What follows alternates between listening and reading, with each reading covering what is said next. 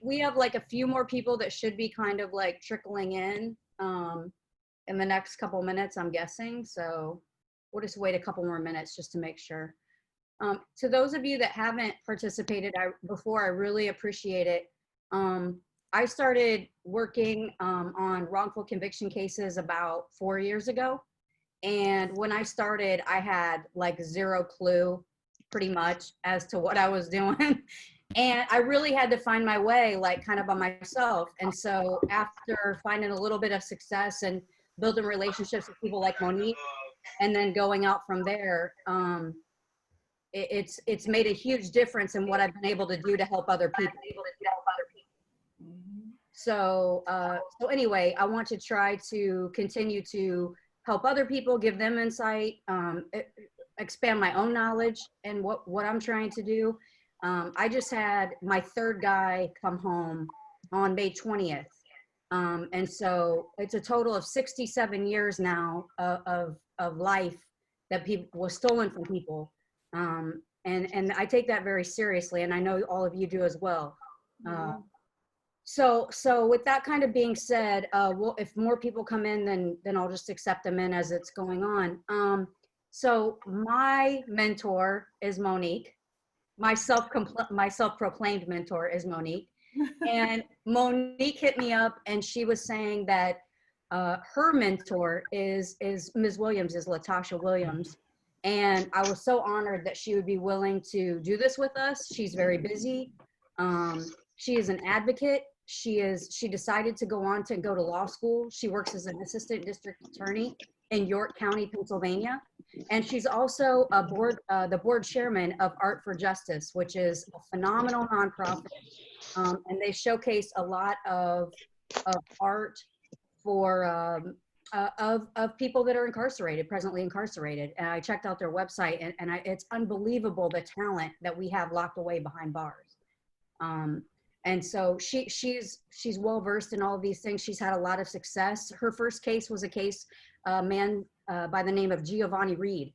And he was wrongfully convicted in Philadelphia, and she worked tirelessly to get him home, and then went on to law school and is now working as a prosecutor. So I think this will be a very unique perspective from someone looking from the inside out, and someone that's worked on both sides of the fence on this. And so with that being said, I am going to turn it over to Ms. Williams. Good evening, everyone. I'm so happy to be here this evening, and I'm so glad that you all are logged in. Thank you so much, Lisa, for the invitation, and to Monique for making that connection, my sister from another mister. Some faces are new. I'm also welcomed by some of our board members with Art for Justice, as well as our executive director. We have actually members of law enforcement present as well. We have Commissioner Moe, who is the head of the police in York City here in Pennsylvania. We also have Risa Williams, who is retired captain from the Metropolitan Police Department in Washington, D.C. So thank you all for tuning in. And just to give you a little bit more background about myself, as Lisa stated, I live in Pennsylvania now. However, I was born and raised in Washington, D.C. And I made my way to Philadelphia, Pennsylvania to attend college. And that's where I really got my footing in terms of the advocacy work and helping people wrongly convicted. I lived in Philly while I was attending undergrad and graduate school. And throughout that time, I ended up taking a course in college. And that's where like everything changed for my life. The course was called the Inside Out Prison Exchange Program, and some of you may be familiar with it. It now has a national model, but I was a part of that inaugural class out of Temple University that started the program at what was then Graterford State Prison. Those doors have now shut down, and it's now Phoenix State Prison. But at the time, it was Graterford State Prison, and the idea was to bring together college students and prisoners to the table so that we could discuss the issues that affect those people in prison and talk about ways that we could change the system, since those of us in college were looked at as future leaders and lawmakers and influences. And so when I was in that class, I met a prisoner who was a student in that class, and his name is Giovanni Reed.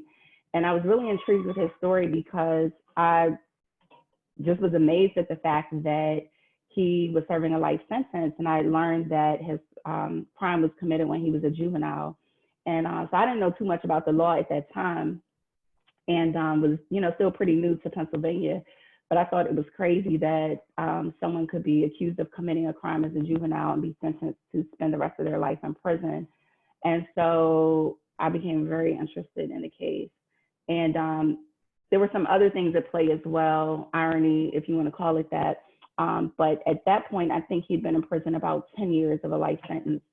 And so it just so happened that he was fighting his wrongful conviction through the court system. And the attorney who was representing him throughout his appellate stages in court was also one of my professors, one of my undergraduate professors. And so we had that commonality. And so I would talk to the professor about the case, and he, would express to me his belief that this was an unfair trial. He got a really bad deal. And he kind of sort of took me under his wing and just showed me the ropes in terms of what he was doing as an attorney to advocate for him. And as many of you probably know, because you've been doing this for so long for some of your own family members and loved ones, there's only but so far you can go when it comes to appealing your case. And so the case had gone all the way up through the state courts in Pennsylvania, and then it made its way up through the chain in the federal system, and pretty much reached a roadblock once the appellate courts in the federal level, which in Pennsylvania would be the Third Circuit Court of Appeals, turned him down and denied him relief. And so at that point, he was at a standstill. And that's when I really took interest and learned this word that we probably don't like called time bar. And I learned that, once you have exhausted all of your remedies in the state court system and the federal court system, there's a very limited way in which you can get back into court, which I'm going to talk about in just a little bit. So I started advocating for Giovanni, and throughout that process, ended up moving to our state's capital, which is the city of Harrisburg, Pennsylvania. And I moved out to Harrisburg, continued working. I'm at that point working for the state legislature, working for a Philadelphia state representative. At the time, it was Harold James. And I learned a lot and working with him. And he was very instrumental in terms of helping me to help this family and other families that I would end up helping who found themselves in these untenable situations with these life sentences. And so I remained in Harrisburg, continued working for the legislature, got this crazy idea to go to law school. And that pretty much came about because, as many of you know, it can be very hard to find an attorney. A lot of people in these situations don't have money. And so you find yourself literally begging for an attorney to take your case pro bono, or begging an organization to come on board and take your case pro bono. And the problem is that the resources are limited, and they have so many people begging for assistance. And so I said, well, I'll just go to law school myself, and then I can help these people and represent them. I hadn't quite figured out how I was going to pay my bills throughout this process, but I figured that the Lord would figure that all out for me.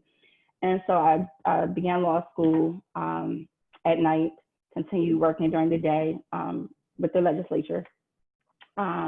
Epic fail almost. And so I realized that I had to pick one or the other. Law school is not built for, you have to give it your full attention. Now, there are people who do it. I was not one of those people where I could work full time. And unfortunately, the environment at my job was not one that was embracing me and what my pursuits were. And so I let the job go and continued law school, part-time and full-time, just depending on the semester. But I worked throughout that time, and I worked part-time jobs with different law firms, did internships. And then I always continued my advocacy work, because I think when you have a calling, that's how you know when it's a calling, there's nothing that gets in the way of fulfilling and completing that task. I also continue with my work with Art for Justice, which Lisa spoke about earlier, a nonprofit organization where we exhibit prisoner art to promote dialogue on ways that we can improve the criminal justice system. And I would encourage each of you to check out our website. It's artforjustice.org. And I'll remind you that website at the end is ARTFORJUSTICE, all one word, artforjustice.org. And so that's just a little bit about me. I finished law school, finally passed the bar, finally. And my first job post graduating law school was clerking.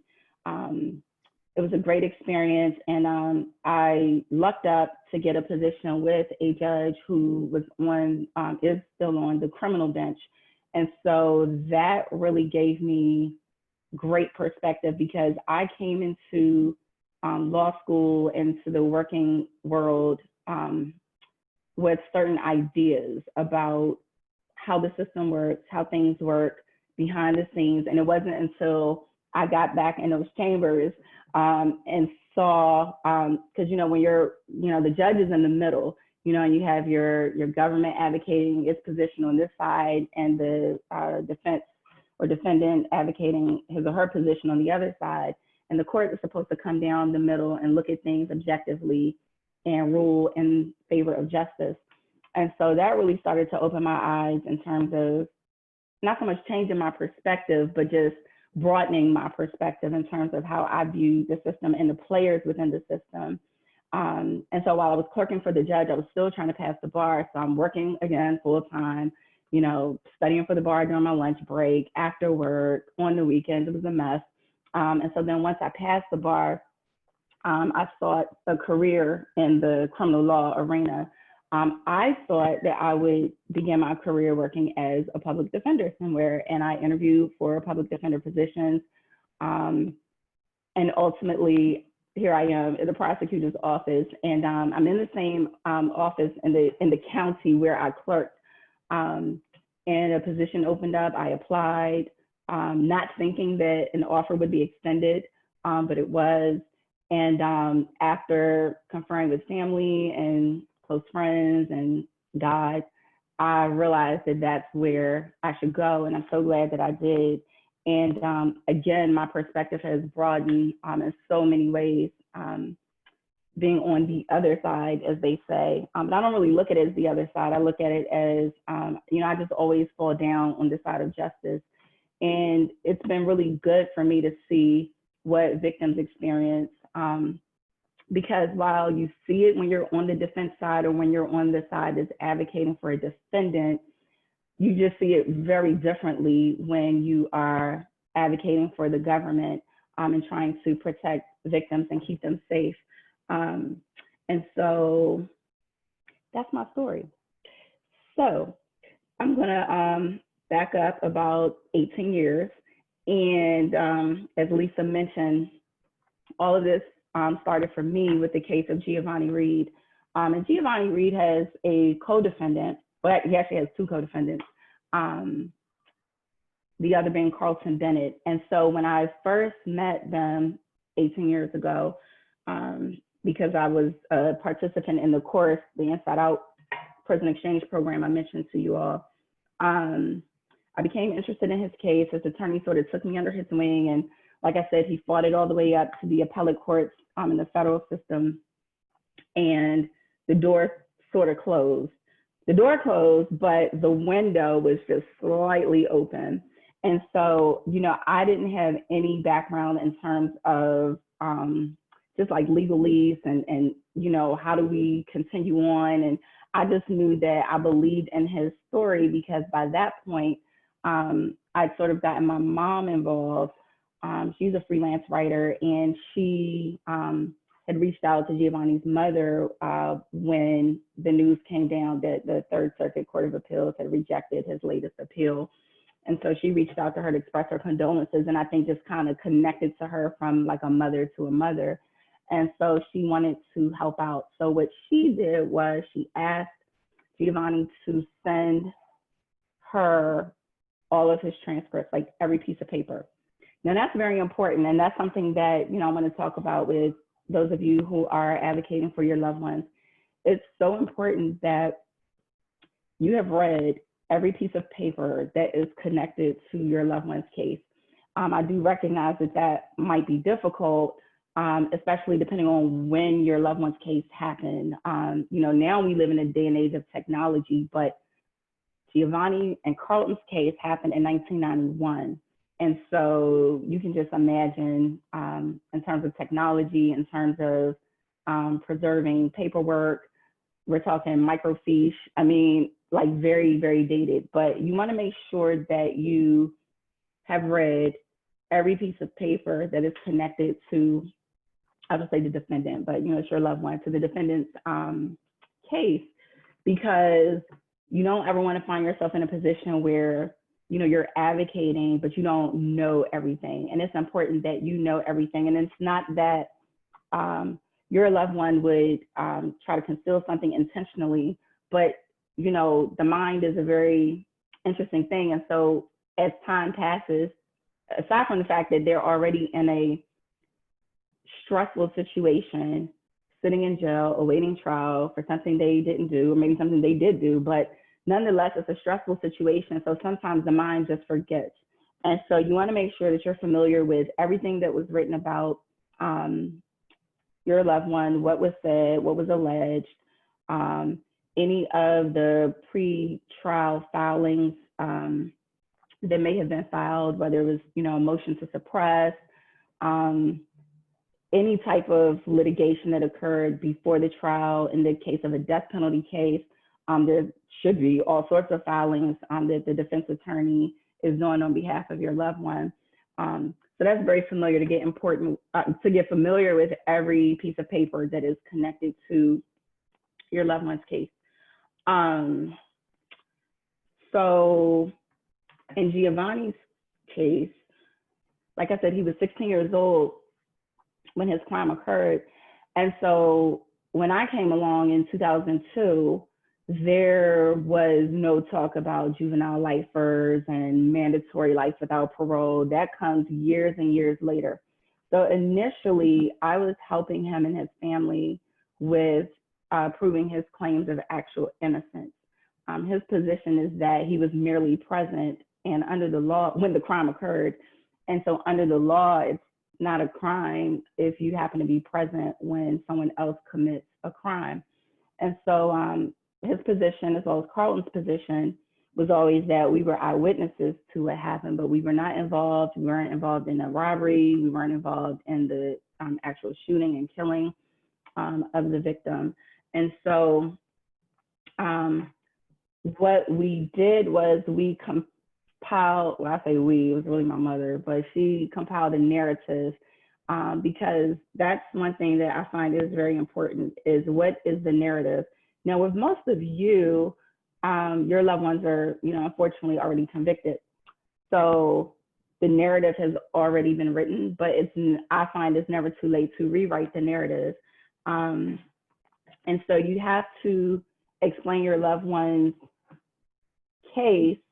You know, you don't want it to be slanted. You don't want to say anything that's not true, but you want to show, if you can, where there are holes in the case. And so that's what my mother did. She, you know, wrote a narrative, and we created a website. So I was going to get to websites when I got into my section on resources, but I can just start talking about that right now. You want to identify what resources you can access that will help you help your loved one. And so what we did was we created a website, and we posted the narrative to the website, as well as pictures, information about what had happened during the trial and how we got to today. Well, at that time, which would have been 2002. And so that was very important. The reason why that was necessary, and it's so much easier to do today because there is social media. And I think, like, in 2002, there may have been maybe MySpace. Facebook may have been starting to jump off, but I think that was more so geared towards a college crowd. But now we have everything at our disposal. But that was really important because my objective in doing that was twofold. I wanted to inspire a legal mind to take the case on pro bono. And that's why I said how you construct your narrative is very important, because asking someone, an attorney or an investigator, any professional, to take on your case pro bono, you know, is asking a lot. And I didn't know that until I know it now, because it requires a lot of time. You invest a lot of time, a lot of energy, a lot of money. Time is money. So whichever way you cut it, you're investing a lot of time and money into the situation. And so you want to frame the narrative so that you inspire someone to want to give up their time and their money to help you and your loved one. So that's what I wanted to do by creating the website. The other purpose was I wanted to locate witnesses because, and I'm going to go back to the issue of time bar. Now, you know what, I should have actually started this presentation with my disclaimer. Okay, so I'm not giving legal advice. I just have to say, I'm speaking from the perspective of having been an advocate, and I continue to advocate, and I just so happen to be an attorney, but so I just want to say that. So in saying that, in Pennsylvania, and I know some of you are dialing in from everywhere, in Pennsylvania, once that door closes and you have just that little tiny window open that I spoke about, there's only a couple of ways that you can have the merits of your case heard by a court. And what I mean by the merits of your case is the actual issue that your litigation, the thing that you're saying went wrong, that should not have happened. And in Pennsylvania, once your time has run out and you're time barred, you can get back in that window if you are fortunate enough to find or come across what we call after discovered or newly discovered evidence. And the other way is if there is a change in the Constitution, whether that's your state's Constitution or the federal Constitution, you can possibly get back in that way. There is this third way in Pennsylvania by proving what they call governmental interference, but no one really knows what that means. I don't know of anyone who's ever gotten back in that way. It's there, it's on the books, it's part of the statute, but so really it's discovering after discovered evidence, and that's evidence that was not available to the defendant or could not have been ascertained by the defendant with the exercise of due diligence before trial, during trial, after trial. So this is the first time that the defendant would have had knowledge of this evidence. So I thought that it would be the best route for us was to pursue finding new evidence. And how do you find new evidence in 2003, 2004, 2005? So I said, well, if we get the story out there on the internet, I was just becoming familiar with Facebook. So I created a Facebook page, eventually a Twitter page, eventually an Instagram page, but it all started with Facebook because I wanted to identify family members outside of the immediate family. I wanted to identify potential witnesses and just sort of talk to people, re-engage the community, because when this crime occurred in 1991, it was highly publicized. And so in doing that, a really good thing happened. I mean, there were people who, you know, just appeared, former classmates, family members, oh, like, you know, I never knew what happened to them, or I knew what happened to them, but, you know, sort of like out of sight, out of mind. Unfortunately, people go to prison and eventually people just start to fade away. And, you know, just such as life continues to move on. But when we created the website, it actually caught the attention of an eyewitness and an eyewitness to the crime. And the eyewitness left a message on the webpage through the email, I should say, letting me know, or the administrator, which is me, letting me know that he had information about the case, and that he wanted to talk. That really took me by surprise because I wasn't ever expecting anything like that to happen. By that time, we did have counsel working on the case. I would say low bono, not quite pro bono, but the fee was something that the family could come up with, even though it still was a struggle. And so I flew down to see this witness with the attorney. Now, the witness was living in Tennessee at this point, and this was now 2006. So this is 15 years after the crime occurred. And he went on to say that he saw what happened. He actually was a roommate of the decedent, and he saw the crime from about a block away. And he never knew that 3 people ultimately were convicted for the crime. He thought it was just the one person, the shooter, who is solely responsible for this, and never knew until he came across our website that 2 other people had been convicted for the crime. And he came across the website because, and that's why I say it's very important that you know and you have read and become familiar with every piece of paper connected to the case, because in the website, we mention, you know, a seemingly random woman who was a part of the victim's friend group. She dropped him off the night he was killed. And that's something that may seem insignificant, but because the witness was going down memory lane in 2006 and was thinking of this woman, wanting to connect with her, was just curious as to where life had taken her, when he Googled her name, because we had mentioned her as the person who had dropped the victim off, our website popped up and he began to read it and he began to weep. And he said that he was very saddened to know that these 2 young guys have been in prison all this time for something that they didn't commit. So we had counsel. We flew down south to meet with him.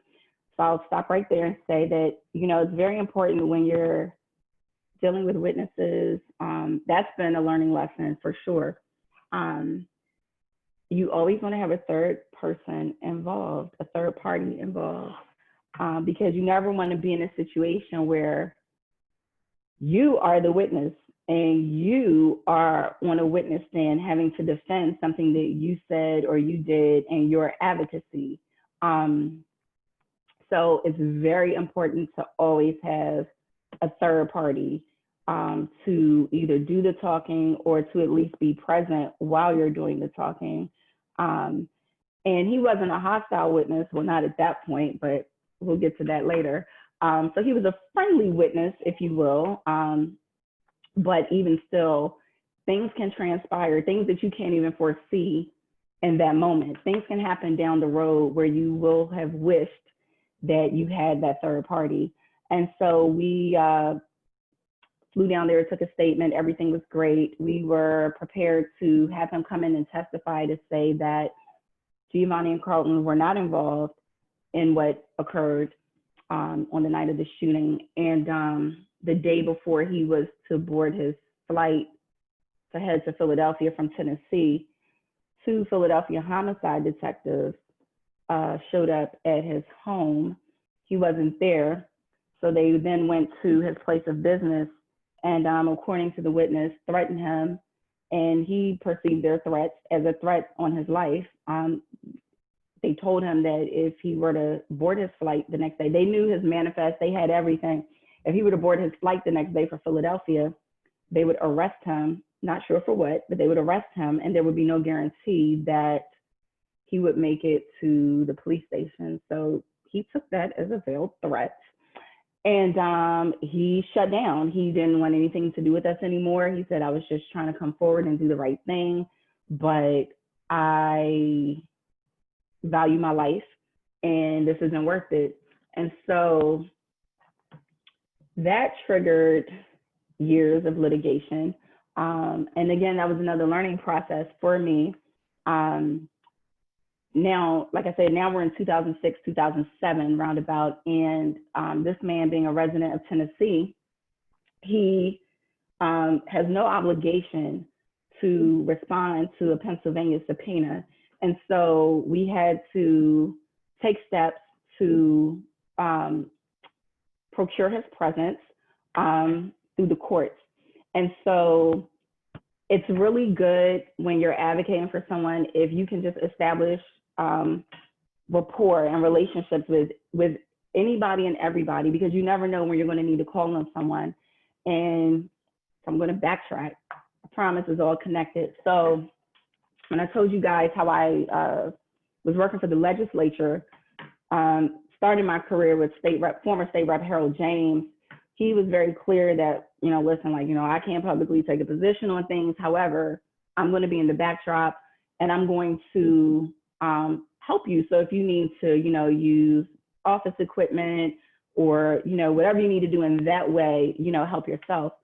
And so, and I should mention that Rep. Harold James was also the state rep of Giovanni and Carlton. So there was that connection in a sense of him sort of helping his constituents. But because of that relationship, when all that craziness went down in Tennessee, when those detectives went down there unannounced, Harold James put me in touch with Rep. Joe Armstrong, who is a state representative in the state of Tennessee. And he was instrumental in terms of, what do you need me to do? Because the witness was so frightened that he called 911. So there's no question as to whether or not it happened.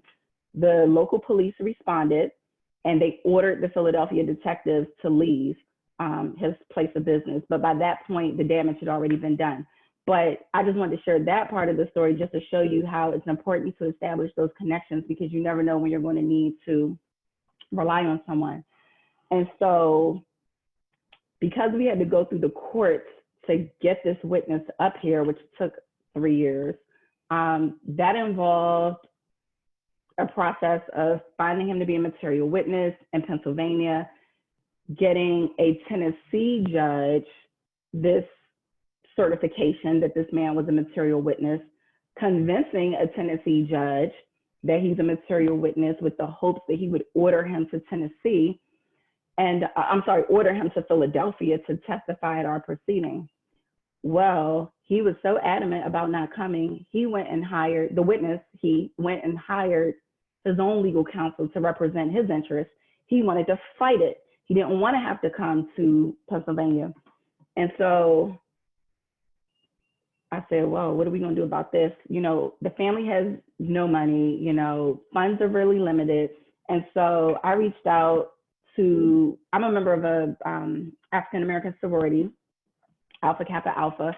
And so we have networks within the Black Greek community. And so I reached out to every Black Greek organization in Tennessee until I got responses, and they responded. And so a woman who was an attorney, she's a judge now, at the time she was an attorney, a member of Delta Sigma Theta, she said, I would be honored to help you free of charge. And so what she did was she represented our interests before the courts in Tennessee.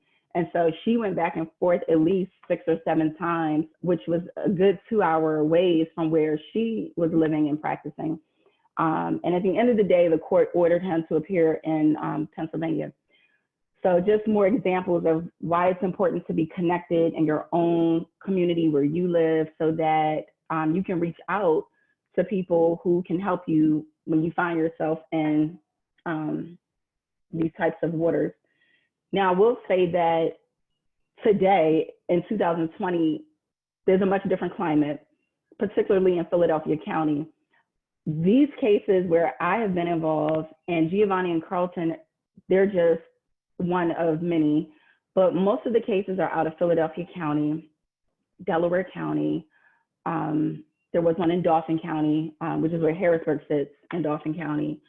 And I just think, particularly with Philadelphia County, there was a very different way of policing and prosecuting in the 70s and 80s and 90s. And so I found myself dealing with the cleanup of that era. And it's not to say that things are happening today that shouldn't be happening, but I think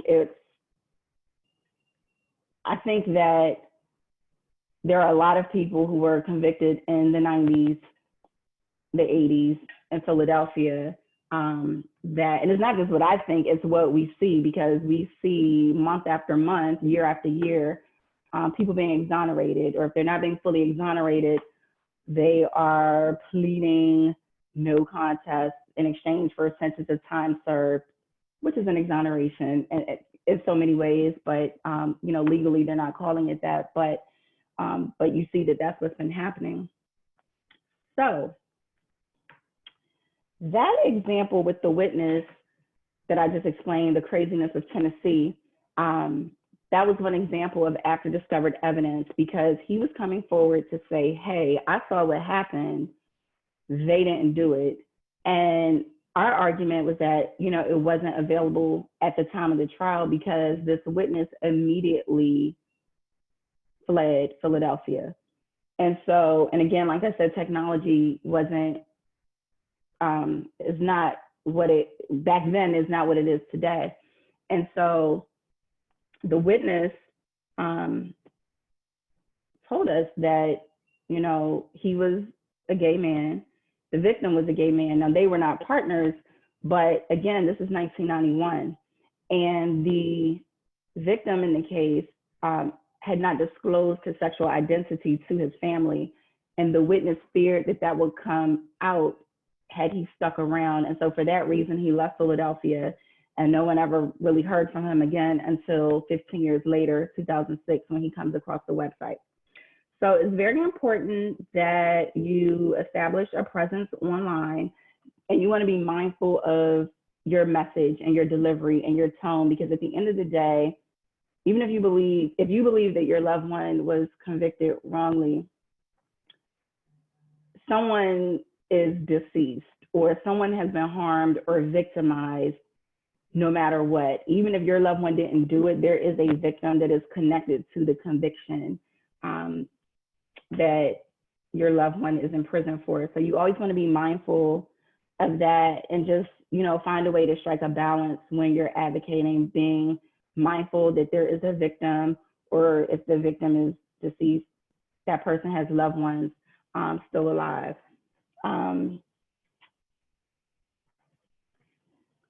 So that's my example, one of many examples of discovering after discovered evidence.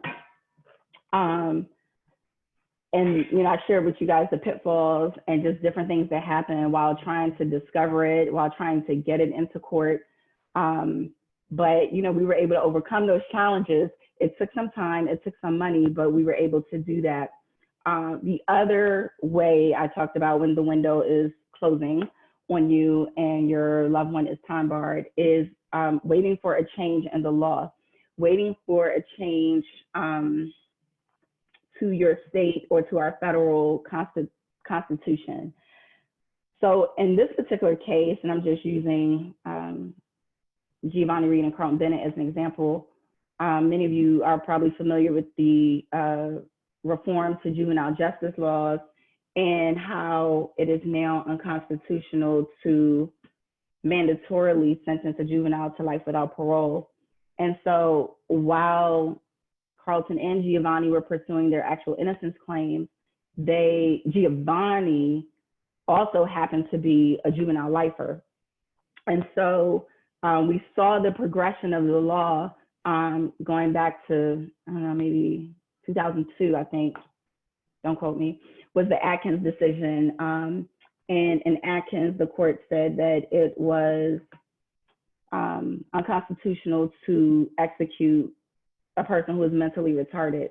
And so from that decision, you look at the rationale behind that decision. Why is it unconstitutional to execute a mentally retarded person? And so you think about arguments that are kind of connected and figure out a way to make them relate to your situation. And ultimately, that's what happened. And that's how we go from the Atkins case all the way down to Miller, and ultimately the Montgomery case, which said that it's unconstitutional to mandatorily sentence a juvenile to life without parole. But the reason I mention that is because a lot of times there will be a very narrow time frame within which you have to introduce that argument. So if your loved one is time barred and, you know, he's or she is sitting in jail doing their time, and then, you know, out of nowhere, this case comes down from the United States Supreme Court, it's important for you as the advocate to be on top of these things, because that person, your loved one, is going to have to act. And it varies from state to state. In Pennsylvania, it used to be 60 days and it became a year. So it just depends, which is a bit unreasonable if you ask me, because, you know, a person sitting in prison doing their time, they don't always have access to information, to new court decisions that are coming down. And so that's important for you as the advocate. One of the things I would suggest is signing up for Google Alerts. And you can create a Google Alert so that you're notified via email when certain buzzwords pop up on the internet. It's also a good idea to be familiar with attorneys in your community who are advocating certain issues, because a lot of times they are always up on case law, whether it's in your state or a different state or on the federal level. They may also work for a firm that publishes writings, or may have a legal blog as a part of their website. So you just want to make sure that you stay up to date on the legal landscape in terms of these issues, so that your loved one doesn't become time barred and miss out on an opportunity to sort of get their case back in court because of this other thing going on over here, this change in the law, and then maybe they can loop in some other stuff, maybe some after discovered evidence that they develop along the way. Speaking of which, there is always a timeline and a deadline within which you have to alert the court that you are now in receipt of after discovered evidence. Now, some people are of the mindset where they want to file a petition asserting discovery of new evidence immediately. Other people are of the mindset where they want to collect the evidence and let it build up so that they can have something like really grandiose to present to the court. My suggestion is to file it right away, because you don't want to find yourself in a situation where you miss out on that opportunity because your 60 days have lapsed, or your 1 year, or 90 days, whatever it is in your jurisdiction. And it's kind of annoying to sort of develop things in a piecemeal fashion, but I think that from my experience, that was the best thing to do. Okay, so when you're reinventing the will and trying to find new evidence for your loved one, you're going to run into some barriers, unfortunately. I just shared with you some of my barriers, which involve the police threatening a witness and him getting scared. But, you know, within the passage of time, things happen and people pass away. And so it's important that if you know of someone who may be able to assist, or who maybe testified at the trial, but you have reason to believe that they were forced or anything along those lines, it's important that you and your third party get to them immediately, because, you know, should something tragically happen to them, that's a witness that unfortunately is lost.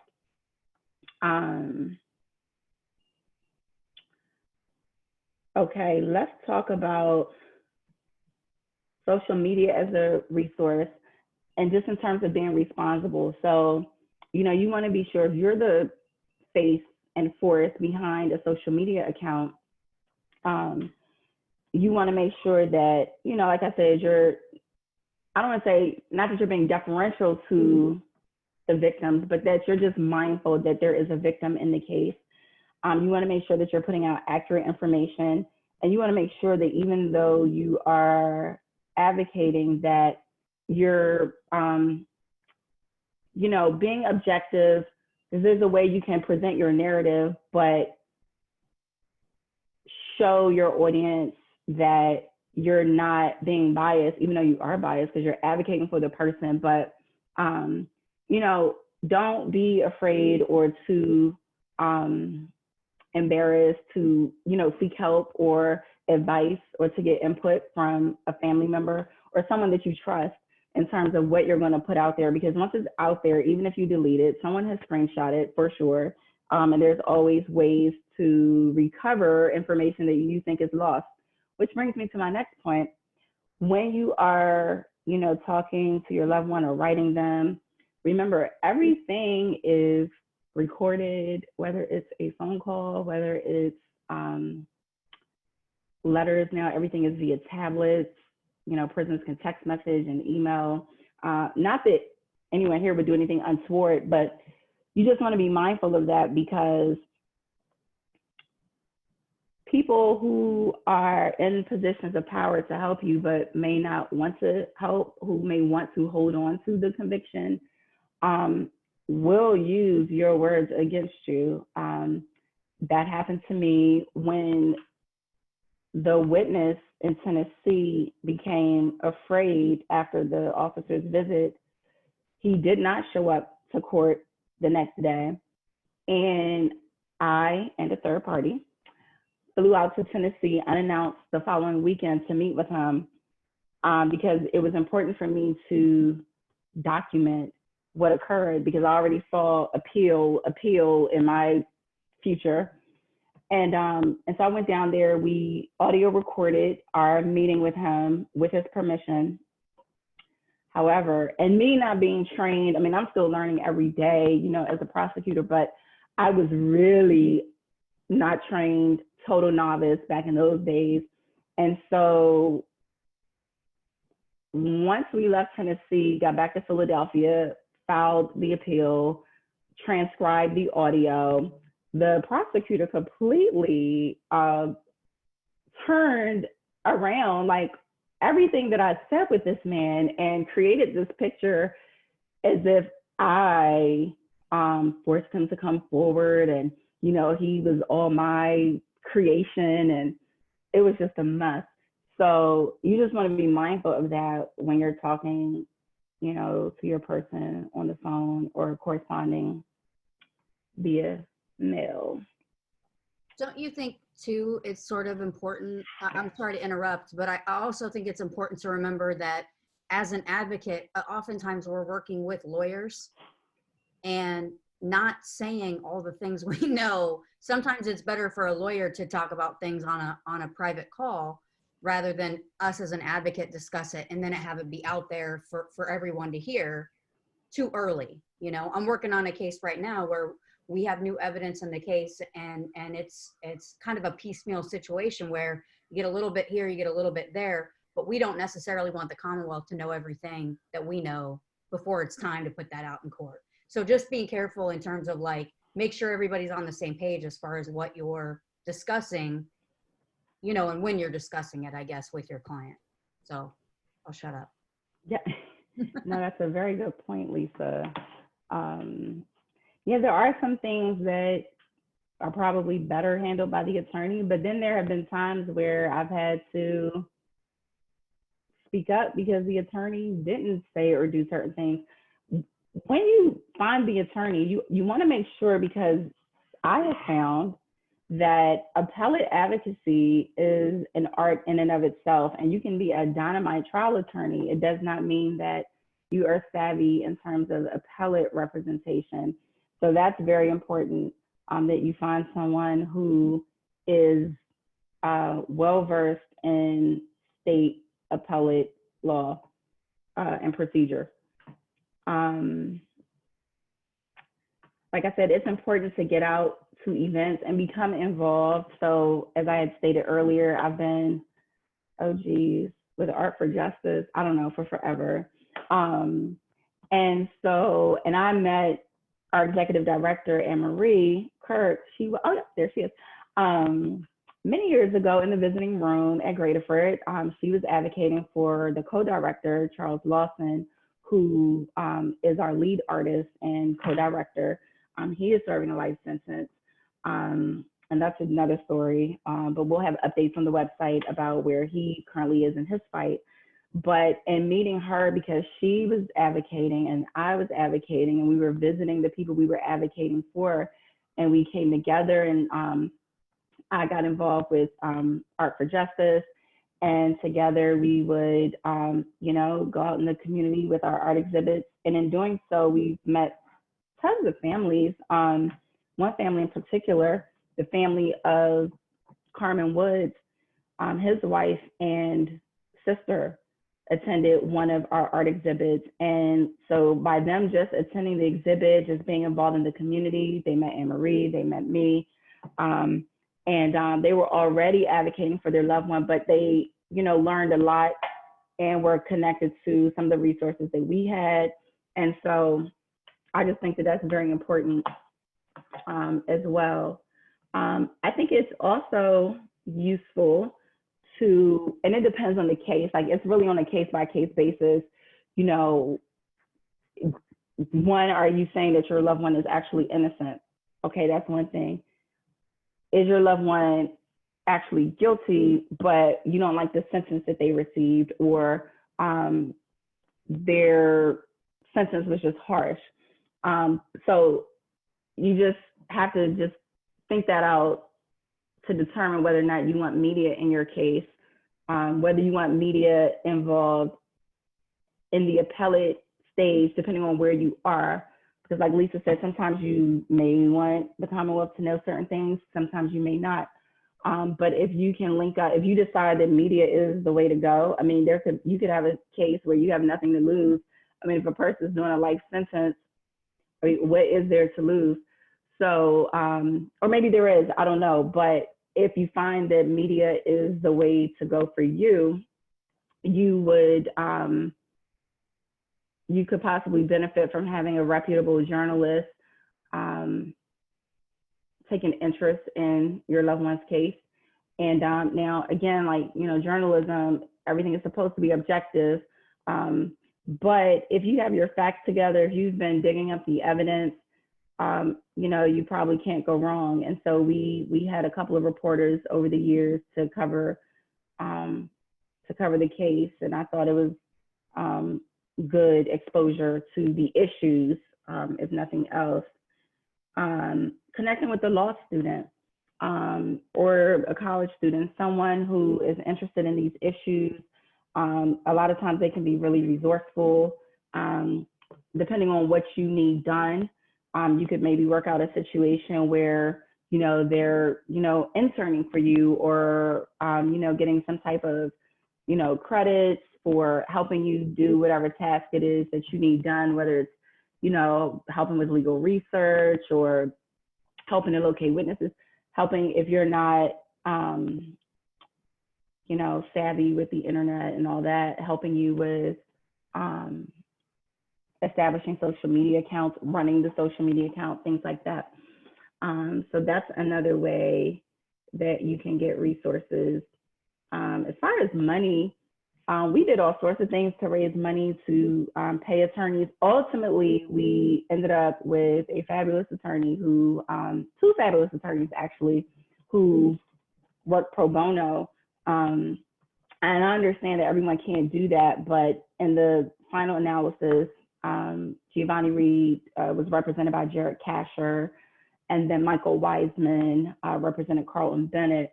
But prior to them, we did have to come up with money for attorneys, and we sold dinners, we did trips, we did bowling parties, anything you can think of. Like, we did just straight ask for money. Hey, can 100 people on our friend list PayPal $10 or whatever the case may be. A lot of my family and personal friends would just donate money. So those are just some ideas in terms of raising funds. I feel like I have just been chatting away. Are there any questions up to this point? If you have questions, you can type them in using the chat feature, and then we'll try to work those in.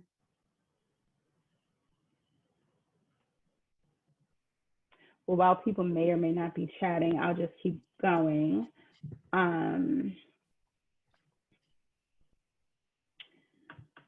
I would also say that when you find yourself in a situation where your case doesn't go your way, you get that awful, usually one-page paper where you see in big bold letters, affirmed, as in judgment of sentence affirmed. Don't give up. We have, so for those of you who don't know how the story ends, well, it's kind of bittersweet. So Giovanni was able to get his freedom, not by proving his actual innocence, but because of the juvenile lifer law that changed. So that was great. Carlton, however, was not so lucky because he was 19 years old when this incident happened. And so, the cutoff was age 17. He was 19. And so he is trying to keep his case alive. One thing that can sometimes discourage people is being told no by the different organizations. You've got Centurion Ministries and the Innocence Project and the Innocence Project at Temple University. At one point, Point Park University, I don't know if they still have their initiative, but through their journalism school, they were helping to free the wrongly convicted. Now, I didn't mention this, but I will say it's worth noting that this case, Giovanni Reed and Carlton Bennett, for the most part, does not involve scientific or DNA evidence. And those cases can be a bit more challenging. Not that DNA cases aren't hard, because a lot of times you have situations where the evidence wasn't preserved or it's not testable any longer, depending on how old the case is. But in cases where there isn't DNA evidence, all isn't lost. It's just that you really have to do a lot of footwork, more footwork than you may ordinarily have to do, because you are usually relying on witnesses, either witnesses at the time of the trial who may have testified falsely, or witnesses that are new to you today that you have just discovered. So that's just something to be mindful of when your case has no DNA evidence. All is not lost. There are many cases I'm familiar with connected to where there was no DNA evidence, and we were finally able to convince the court that an injustice occurred. So don't lose hope because of that. Also, even in Virginia, it's not a, you think DNA is going to be a panacea. Darnell Phillips case that I worked on, he was the first client that was released from prison. They hid the DNA evidence in his case for more than 10 years, the Commonwealth did, before it was finally found. And when it was sent to the Virginia lab, they said they couldn't find any DNA evidence, any biological evidence to test. So we had nothing to lose, and we sent it to an outside lab in California, and they found plenty of DNA in the same area Virginia was testing. And lo and behold, it wasn't Darnell's DNA. He didn't perpetrate this crime. He wasn't the guy. When they tried to bring it back into Virginia court, they disregarded it because it was not tested within the Virginia network of labs, which is what the law, the writ of actual innocence, called for at the time. So I found there's another case in Virginia, again, Soaring, that they had DNA and evidence in his case as well that they just disregard for any myriad of they can find to circumvent the law, which we don't want to think happens, that often, but we know that it does. So I used to think those cases were kind of shoo-ins to, it's either him or it's not, and it's just not sometimes. So. Absolutely. I see Monique has a question. I'm going to answer that. I did just want to say really quickly that Lisa had mentioned before the call, me talking about what are some things you may be able to do in the future to prevent something like this from happening. So I know of a case where a young man was convicted of, I believe, attempted murder, sentenced to something like 62 years. So that's pretty much a life sentence.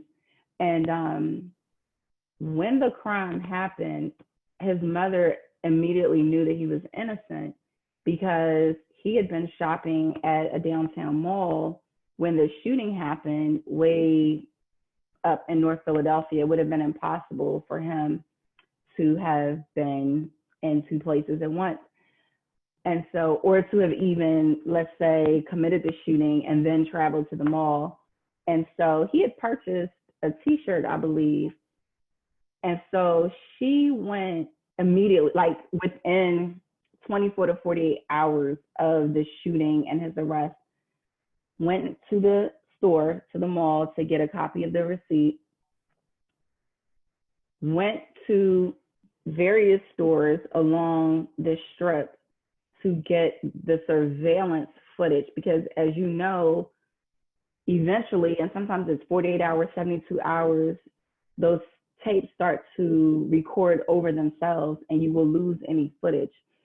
So that's an example where, you know, a mother took charge. She immediately, because I mean, he wouldn't have had a lawyer for weeks, even if he had been assigned a public defender. And by that time, that footage would have been long gone or in the hands of police who, you know, who knows. But she went and secured the footage. And long story short, ultimately, that resulted, he was convicted because the mom got the footage, gave it to the lawyer, and it was just like saddling.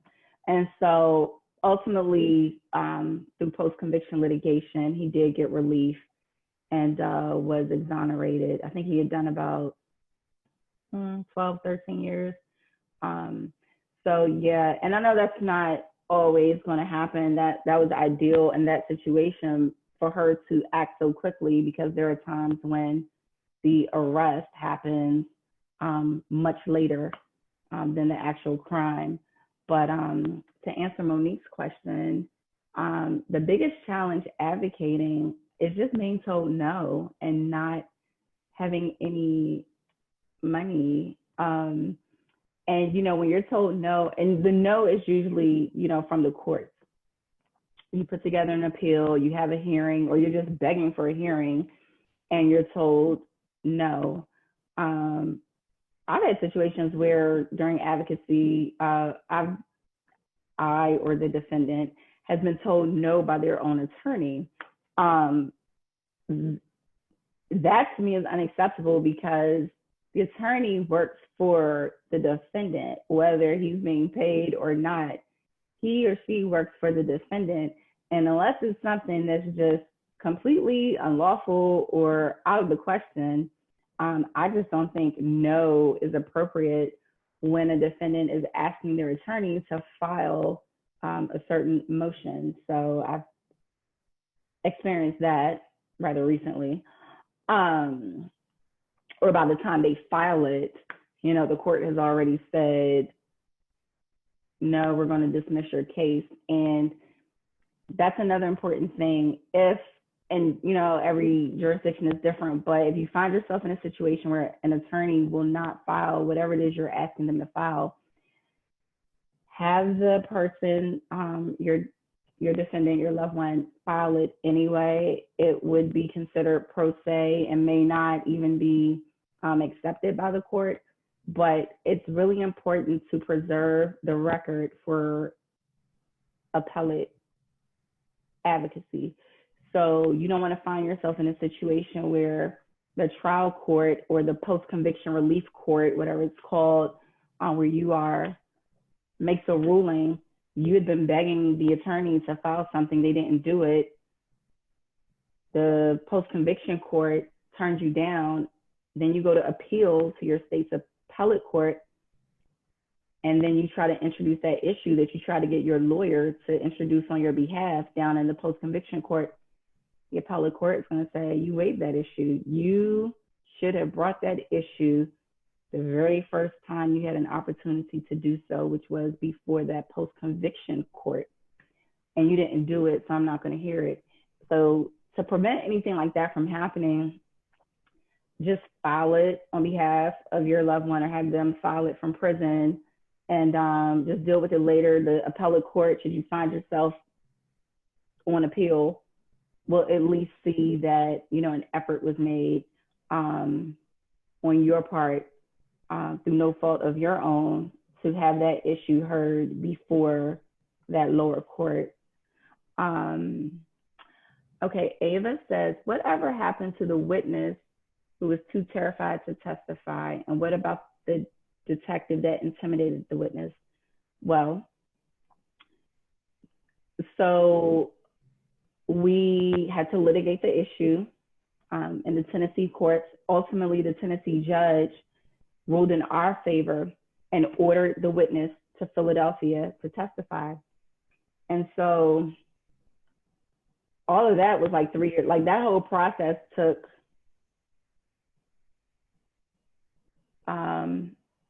about 3 years. And so once he came back, in the midst of all this, the judge who was sitting, when he came to testify, she took on a job off the bench.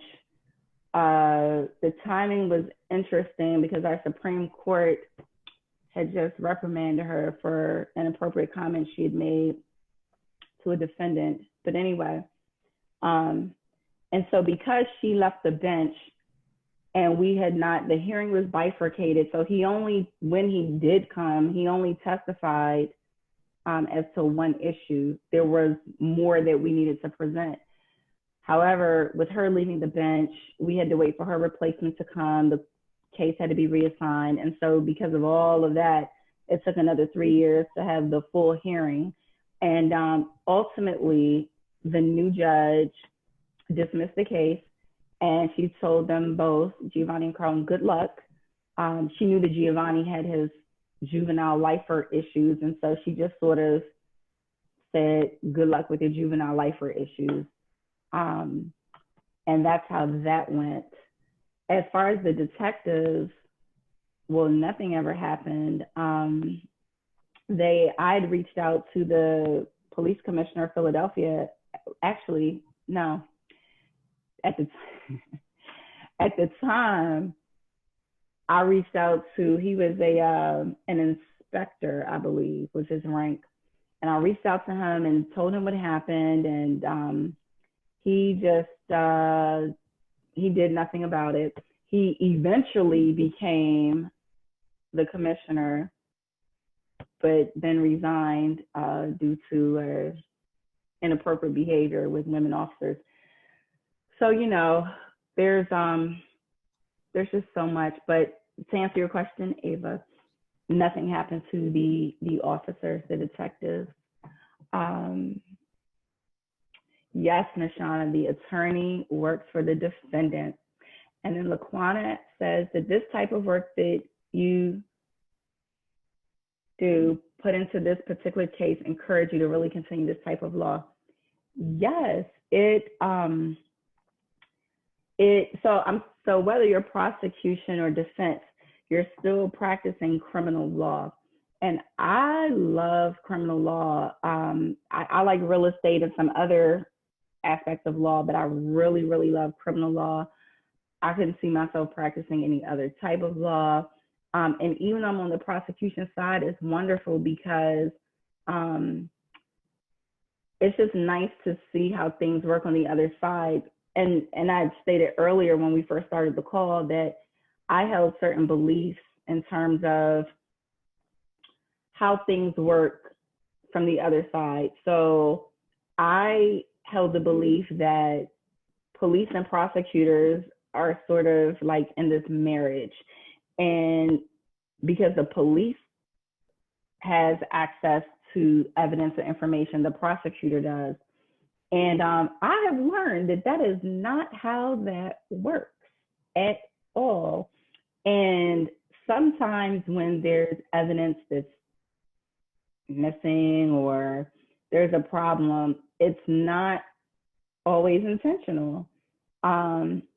Because we're human and certain things, it shouldn't happen, but things will just not occur. But it's not because of malice, it's not because it was purposeful or intentional. So that's been one lesson that I've learned, being on this side. But to play a role and make a decision that gets someone into treatment as opposed to putting them in jail is amazing. And in my experience, working as a prosecutor,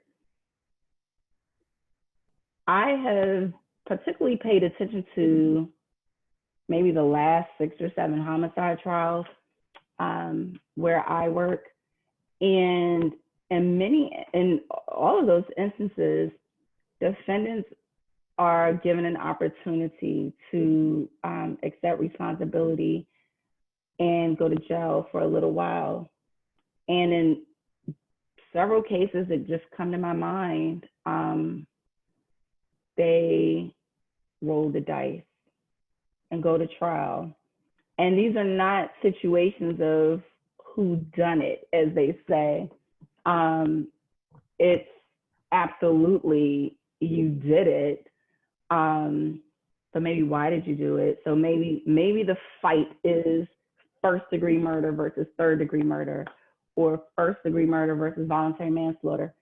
But they roll the dice. So, it's important that, people know that it's not always, prosecutors out for blood and out for life sentences.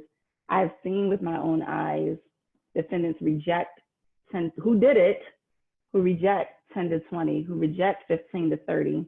They roll the dice, they go to trial, and they get a life sentence. So yeah, it's definitely made me want to stay in this field of law. Thank you, Kwame. Were there any other questions?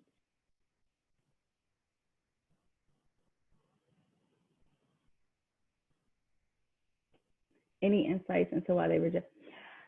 Okay, so Rhea is asking if I have any insight as to why they reject the plea. I have my own personal beliefs, which are not founded on any, it's just, I don't know, just what I think in my head. So, when you're in jail or prison, you have to survive the best way you know how. And you maybe have to do things and associate with people you wouldn't ordinarily associate with, or maybe you would ordinarily associate with these people. I don't know. But in saying that, there is a lot of gang activity, not just in state prison, but in the county jails as well. And so I just kind of have this theory in my head that when a person is arrested and they are pre-trial detainee awaiting trial,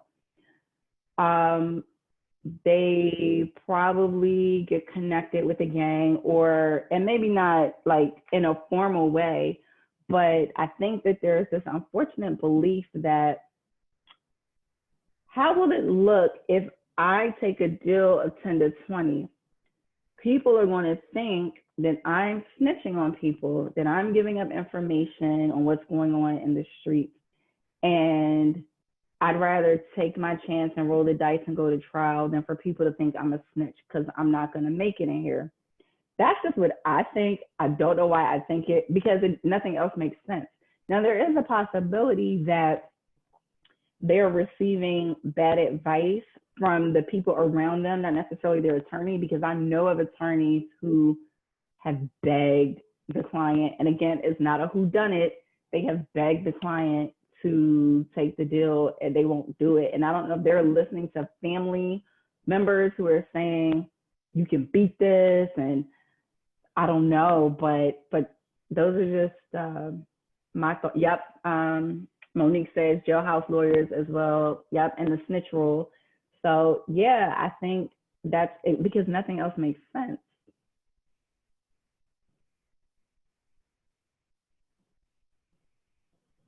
Is there anything else from anyone? I do want to give you guys, and I'll put it in the chat, our web address for Art for Justice. We're always doing things in the community. There's sort of like 3 components to what we do. So we have art exhibits in the community to promote dialogue on effective and humane ways to affect change in the criminal justice system. We do assist and advocate for some of our artists and friends of Art for Justice who claim wrongful conviction, because all of our artists are either serving life sentences or are on death row, and they either claim actual innocence or admit responsibility and are just seeking redemption for their past. And then our third component is a course called Roadmap for Life, and it was created by Anne Marie and Charles Lawson. And the course is for at-risk youth. So some of the youth who have gone through the program Roadmap for Life are incarcerated. Some are on the brink of incarceration. But the idea is to use a painting from our Art for Justice collection to sort of just stimulate the young person and get them to think on a cognitive level about how their actions affect their life. And so that's what we also do with Art for Justice. I think Monique says, juveniles, they also believe they won't get a life sentence. Yeah. So what Monique is saying is that there's this sort of like ignorance piece to it where younger people, juveniles, don't believe that they could ever be subject to a life sentence or a lot of time in prison. Because you have to think about a child mind, and when I say child, I don't necessarily mean someone under the age of 18, but a younger person's mind. You know, they can't picture what they would look like in 15 years. So you come to a young person, a 17-year-old, a 22-year-old, with an offer of 15 to 30, I think that computes in their mind to like elderly when they get out of prison, which of course is not the case, but they don't have that life experience and that ability to recognize that there is life after a 15-year sentence. And so to them, like they're going to just die in jail, so they'll just take the chance and roll the dice. So that is another good point, Monique.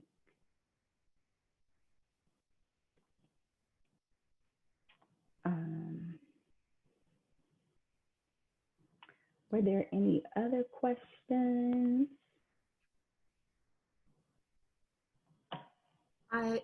I will add the Art for Justice website, and like I think you guys have like a brief explanation on the website about what you guys do. So what I do after the meeting is I upload the video to YouTube so that people can access it afterwards.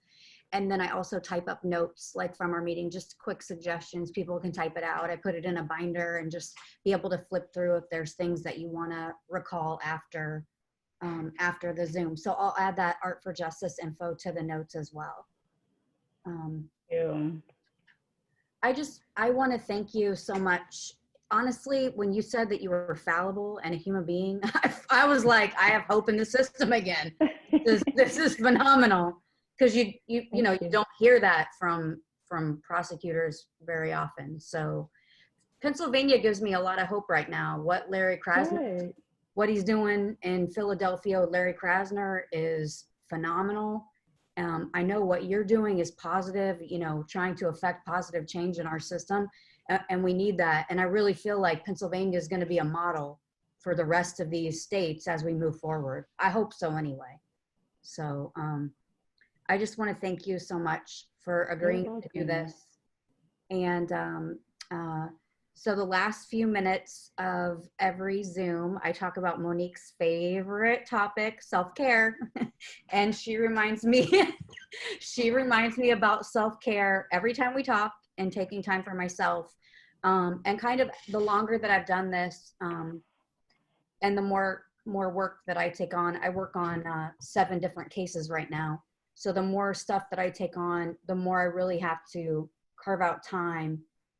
So what I'm going to kind of talk about tonight is the misconceptions about self-care, and that it's not a one box checks all kind of thing with self-care. There are different areas of our life, and they all require attention depending on what is kind of going on with us. So some of the different types of self-care are physical, which could be just exercise, moving your body, what you're putting into your body, what you're eating, not getting sleep deprived. I mean, it's incredible how much we stop functioning when we have a lack of sleep. We're kind of just zombies throughout the day. And just your physical well-being as a whole. Emotional self-care, so understanding your feelings and not shutting everything off. Developing coping mechanisms to be able to handle things when we're going through hard times. I had to put my dog down the end of May, and it's been incredible how much I've had to really give myself a lot of grace. Some days I don't get through much at all. I had my dog for 13 years. It was a long time, and it was a huge loss for me. But just figuring out what the coping mechanisms are for you. So sometimes it may be a nap, taking a walk outside, taking a bath, just giving yourself a little extra love. Spiritual self-care, so discovering what you believe, focusing in on your higher power, creating a practice of meditation and prayer, adding that into your day. Practical self-care, sometimes we kind of we let the practical, the small things in the day-to-day life kind of go to the wayside because we're so busy with all these things that seem so much more important. So, budgeting, keeping your house picked up, household chores, organization, safety and security things around your house. So social self-care, which would be meeting social needs, having a good support system, creating social boundaries with people in your life. I suck at boundaries. So boundaries. It's so important. Personal self-care. So creating care values, creating positive hobbies into your life. Life goals. I create goals that I have for every month. I create 90-day goals, and then I create goals for a year out. And so kind of looking at those every week and where you're at. Social media is a big one. We all are so tapped into everything right now. And I think especially with everything that's going on with these shootings that happen, it seems like every few days lately, it really, while we need to be informed and we have to acknowledge what's going on, I think sometimes we're on that endless scroll that we're going through and we're seeing these videos every 30 seconds, and it kind of makes us a little bit crazy. And so making sure that while we're informed, we also have a positive feed. We're not tapping into a lot of negativity online, and having boundaries on social media, and not comparing ourselves to other people. Everybody loves to put, we all put our best foot forward on social media, and we all live in our best lives. And a lot of times it seems a little crazy. Like, it's just not realistic to think that everybody's having a great day every day. We're not. So I'm not anyway. Maybe y'all are. But then last but not least is professional self-care. So creating work boundaries, not letting yourself getting taken advantage of, creating a positive work environment, and continued learning. So making sure, like, doing these Zooms for me is so good, hearing other people's perspectives, what their experiences have been, what worked for them, can really give us like a head start in our own cases and in our work, just in criminal justice reform in general. So for me, this is like, it's a non-negotiable. This learning, my conversations with Monique, I always walk away feeling better about what I'm doing and knowing and learning new things. Patricia, I've been learning more about the California system and tapping into things. And I just think it's important to keep our minds stimulated so we don't get stagnant. the last thing I want to talk about is I used to really think that like self-care meant that I was going to have to like take the whole day off and like, oh, it's Monique's famous for I'm taking the weekend for myself. It's the weekend. And that works. For me, it just doesn't because I have so much on my plate most of the time. I just can't do that. And what I realized is sometimes if you take 5 or 10 or 15 minutes to kind of push back and reset, it makes a huge difference. And so a few suggestions I would have for that are I keep a gratitude journal. It really helps me to keep focused on positive things that are happening because in a world where we're literally seeing people murdered in the street, we have to keep our eye on something positive and things that we're grateful for. So I write down three things that I'm grateful for every day, and I keep it in a list on my phone. And then when I'm feeling real sorry for myself, I go through and I read it and I realize, oh, life's not that bad. But I think it's important to remember the things that we're grateful for. Stepping outside and getting some fresh air, taking a quick walk on your lunch break. I walk over and I get groceries almost every day because I'm not much of a planner. So I do that. Making sure you're drinking enough water, you know, get up, take a walk around, drink some water, feel good about that. I use a meditation app called Headspace on my phone. And so you can do those short mindful breathing exercises and things on using apps on your telephone. Go ahead and you know you're overwhelmed with errands and little tasks. Take a couple minutes in the middle of a crazy day and just mark a couple of things off. Make a couple of the appointments you've been putting off. Right now, I've got to reschedule some flights for my mom that she keeps pinging me about. I keep putting it off because I don't want to do it, but I know when it's done, I'm going to feel better. Listening to a song that makes you smile for 3 minutes, or listen to it 3 times and take 10 and relax, dance around your house, whatever. Also, so I love Ellen videos. Any video of any kid Ellen ever has on her show is it's a nice little break. Also, videos of cute animals are good. And lately I've been watching a lot of TikTok. So I highly recommend the TikTok app before bed, and it just kind of helps you laugh and smile and get your mind off of all the heaviness that we've all got going on right now. But that's what I've got as far as self-care. I just want to say thank you to everybody that participated tonight. It's been a really rough, honestly, it's been a really rough 2020. And I appreciate you guys taking the time aside to hang out and to learn and talk about some of these things and continue to cultivate community.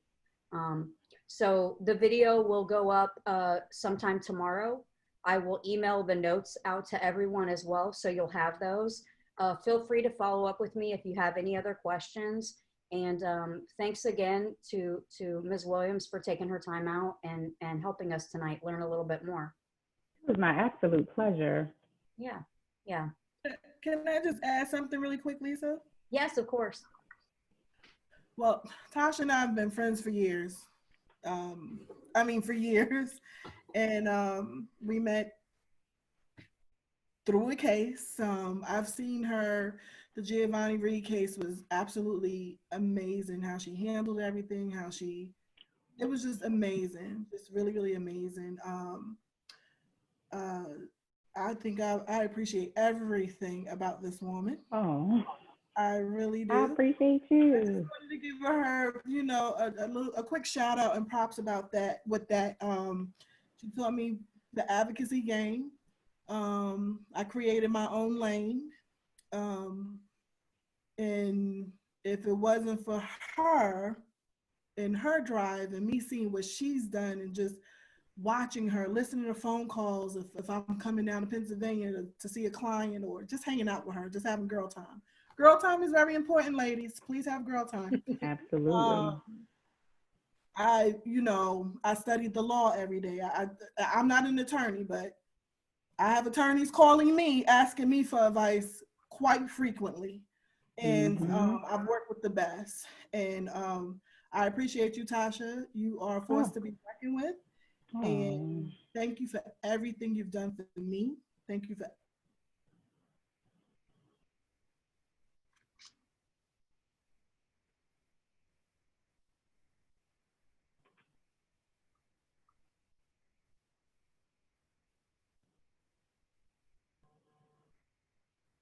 Wonderful.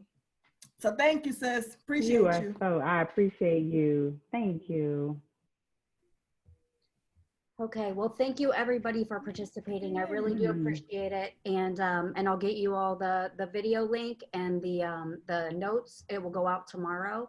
And I hope to see you again the next time we do this. I think the next meeting, we're going to have a private investigator friend of mine come on and give us some insight about investigating what we should do, what we shouldn't do, kind of best practices in that realm. So thanks again for your time, and I'll see y'all again soon. Good night. Bye.